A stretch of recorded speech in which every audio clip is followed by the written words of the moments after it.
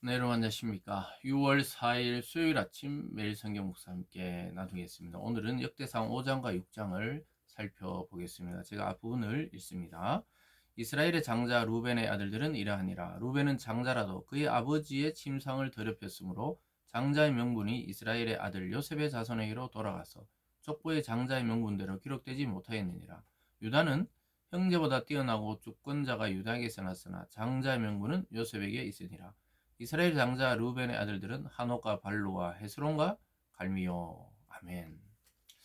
뒷부분을 한번 더 읽어보겠습니다. 54절과 56절입니다. 6장 54절과 56절입니다. 그들의 거주한 곳은 사방 지게 안에 있으니 그들의 마을은 아래와 같으니라. 아론 자손 곧 그앗 장족이 먼저 제비를 뽑았으므로 그들에게 유다 땅의 헤브론과 그 사방 초원을 주었고, 그러나 그 성의 밭과 마을은 여분네 아들 갈렙에게 주었으며. 아멘. 오늘 본문의 내용을 중심으로 세상의 중심에서 하나님을 외치다, 세상의 중심에서 하나님을 외치다라는 제목으로 말씀을 증가하겠습니다. 역대상은 우리가 지금까지 살펴본 대로 한 구절 한 구절 어떤 영적인 해석이나 또는 우리가 적용을 하기가 어렵습니다. 앞부분은 계속해서 오늘도 족보에 대한 이야기가 계속 나오고 있습니다. 그래서 우리는 때로는 왜 성경에 이렇게 우리가 이스라엘의 족보까지 알아야 되는가 이렇게 생각할 때가 많이 있습니다. 또 읽어보면 지루하고 또 무슨 말인지 잘 모르고 또 그 종족의 사람의 이름까지 다 외우기도 어렵습니다. 그러나 우리가 이 족보, 특히 역대상 중심으로 또 상하 중심으로 기록되는 이 남유다의 역사, 특별히 다윗 중심의 왕가의 이 역사를 알아야 되는 것은 하나님이 이 세상의 중심에 그 다윗과 또 그의 후손들과 또 그곳에 있는 예루살렘의 성전을 중심으로 하나님을 세상에 드러냈기 때문입니다. 그리고 이 드러냄을 통해 결국은 이스라엘을 통해 그리스도 예수 메시아께서 이 땅에 오시고 그도 유다의 왕과 다윗의 후손으로 또 오셨습니다. 그러면서 이 세상 만민에게 복음이 전파되게 되었습니다.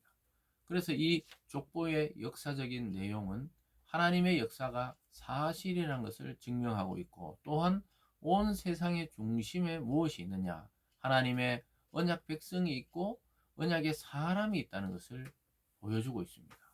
그래서 온 세상의 중심에 누가 있느냐, 예수 그리스도라는 그분이 딱 중간에 계십니다. 그리고 또한 이 시대에는 저와 여러분과 같은 교회와 성도들이 세상의 한 중심에 있습니다. 우리가 하나님을 외치지 않고 우리가 복음을 외치지 않으면 이 세상에 하나님이 드러날 수가 없어요. 그리고 구원받을 자가 없게 되는 것입니다.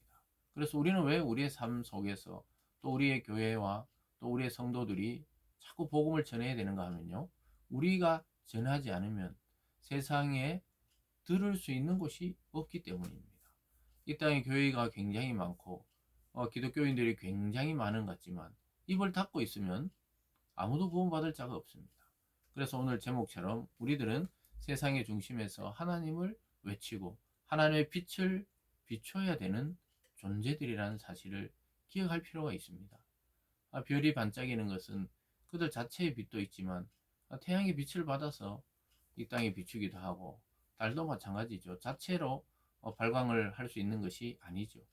태양을 빛을 받아서 한밤중에 지구에 빛을 비추듯이 우리가 하나님의 말씀을 우리 속에 담고 살아갈 때 하나님의 빛이 우리를 통해 세상에 비추이게 되는 것이죠. 특별히 오늘 여러 가지 지파들이 있습니다만은 루벤은 원래 장자였습니다. 그래서 야곱의 첫 아들이었지만 그는 아버지의 침상을 더럽혔다 이렇게 나옵니다. 그래서 장자의 명분이 빼앗기고 요셉에게로, 원래 요셉이 막내고 그 다음 베냐민이 태어났지만 요셉에게로 장자의 축복이 그 명분이 넘어가면서 요셉은 두 몫을 받게 됩니다. 그래서 요셉의 두 아들이 또 하나하나의 족속이 되어가지고 결국 이 12 족속 중에서 두 몫을 받는 족속이 되었죠. 그 유다도 왕가는 유다에서 이 권세가 나오지만 장자의 명분은 요셉이다 이렇게 말하는 부분을 아까 읽어드렸습니다.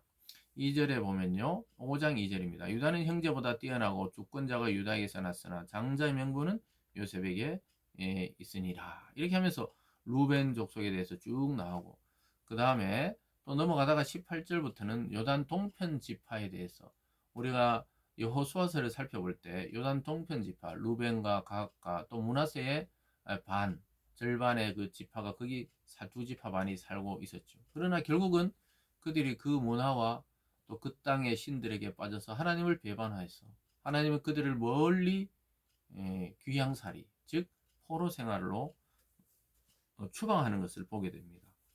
쭉 내려가서 25절에 보면요, 그들이 그들의 조상의 하나님께 범죄하여 하나님이 그들 앞에 말하신 그 땅 백성의 신들을 간음하듯 섬긴지라. 그러므로 이스라엘 하나님이 아수르 왕 불의 마음을 일으키시며 아수르 왕 디글랏빌레셀의 마음을 일으키시며 곧 루벤과 갓과 므낫세 반지파를 사로잡아 할라와 하볼라와 하라와 고산 강가로 옮긴지라. 그들이 오늘까지 거기에 있으니라. 역대상이 기록되고 있는 그 시기까지 그들은 포로 생활을 하고 있었다는 것이 추방해 버렸어요. 하나님의 약속의 땅에서 하나님을 드러내지 못하니까 오히려 우상에 물들어 사니까 우상의 땅으로 추방해 버린 것입니다.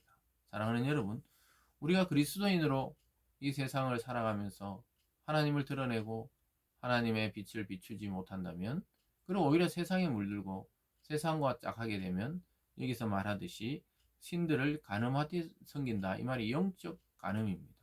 그래서 우리가 우상 숭배는 하나님을 배반하고 하나님이란 참 남편을 배반하고 다른 남자와 사는 것과 같은 이치입니다. 그래서 하나님이 가장 싫어하는 것이 나 외 다른 신을 섬기지 말라, 우상 숭배죠. 그래서 우리가 진짜 섬기는 것이 하나님인지 내 능력인지 내가 가지고 있는 돈인지 내가 가지고 있는 권력인지 아니면 세상의 인기와 자랑과 인정인지 이런 것들을 살펴야 하는데요. 요단 동편 지파는 결국은 완전히 약속의 자녀에서 추방당하고 말았습니다. 그리고 6장으로 넘어가면서 대제사장의 가문이 나타납니다. 6장 1절에 레위 아들들은 게르손, 그핫, 무라리요. 그의 아들들은 아무리인과 쭉 이렇게 설명하는 것을 보게 됩니다. 그래서 레위의 아들들은 결국은 대제사장과 또 하나님의 성전을 섬기는 자들로 부름을 받은 것이죠. 넘어가다 보면요, 6장 아까 읽어드린 54절에도 그들이 거주할 곳은 사방 지게 안에 있으니 그들의 마을은 아래와 같으니라. 레위인들이 머물러야 할 곳은 어떤 성읍, 어떤 집안에 같이 모여 있는 것이 아니라 흩어져서 살게 됩니다. 그리고 레위 지파에게는 하나님이 땅을 기업으로 주지 않았다고 이야기했어요. 왜냐, 하나님 자신이 기업이 되었기 때문입니다. 오늘 이것을 마지막으로 좀 살펴보려 하는데요. 레위 지파는 과연 우리에게 시사하는 바는 무엇인가? 이 시대에 저와 여러분과 같은 교회와 그리스도인을 상징하고 있습니다. 우리는 이 땅에서 레위 지파처럼 하나님이 골라서 부름받은 자들입니다. 레위 지파의 의무가 뭐였습니까? 하나님의 성전을 섬기고 예배를 돕고 또 대제사장의 일을 돕고 또 대제사장이 그들의 업무를 할 때 옆에서 보좌하기도 하고, 또 각 지방에 흩어져서 성전이 없지만 각 지방에서 레위인이 있음으로 인해서 그곳에서 하나님을 섬기도록 성전의 기능 자체를 하는 것이 레위 사람들이었습니다.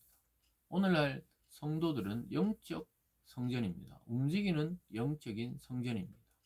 그래서 그리스도께서 우리 속에 계시고 성령이 우리 속에 계신다는 것은 우리가 살아있는 주님의 성전입니다.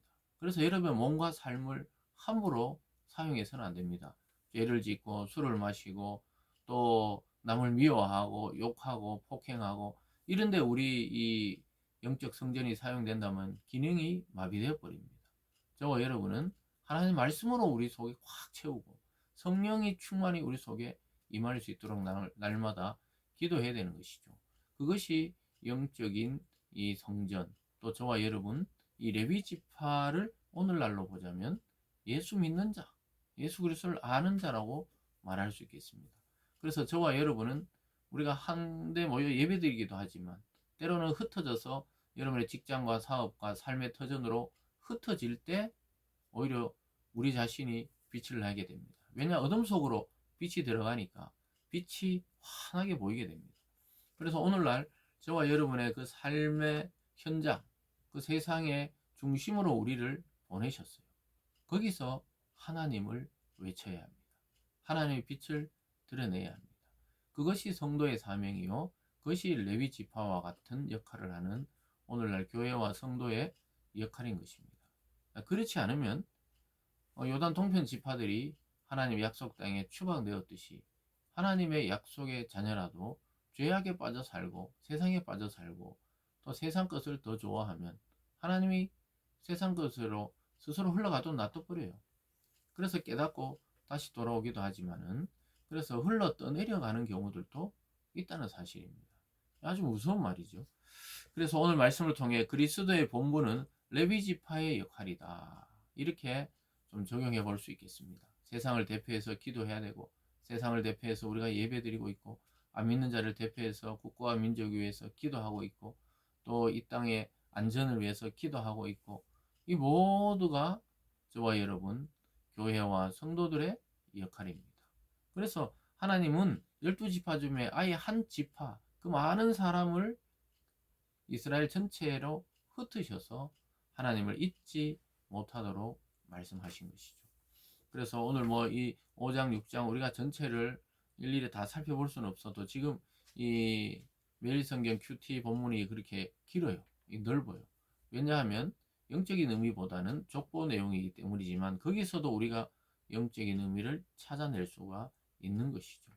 그래서 하나님의 택하심을 받았다가도 추방되기도 하고 또 자기 기업도 없고 아무것도 없는 것 같아도 레위인은 하나님을 섬김으로 이 땅에서 풍성한 열매와 복을 누리고 살아갑니다. 그러나 그 의무를 다하지 못했을 때, 그 기능이 정지되었을 때는 레위 지파가 더 이상 레위 지파가 아닌 것이죠. 사랑하는 여러분, 오늘 말씀을 잘 생각하면서 저와 여러분이 서 있는 그곳이 바로 하나님의 부르심을 받은 곳으로 우리는 알아야 돼요. 내가 다니는 이 직장에 그냥 돈만 벌고 또 뭐 열심히 일만 하라고 부른 것이 아니에요. 물론 성실하게 충실하게 사명에 집중해야 되지만 근본적으로 그곳에서도 하나님이 구원할 생명이 있기 때문에 우리를 그곳에 파송해 놓았다고 생각할 수 있기를 바랍니다. 그래서 세상의 중심에서 복음을 외치고 예수의 이름을 높이고 하나님께 영광 돌려드리는 저와 여러분이 되기를 주님의 이름으로 축원합니다. 기도하겠습니다.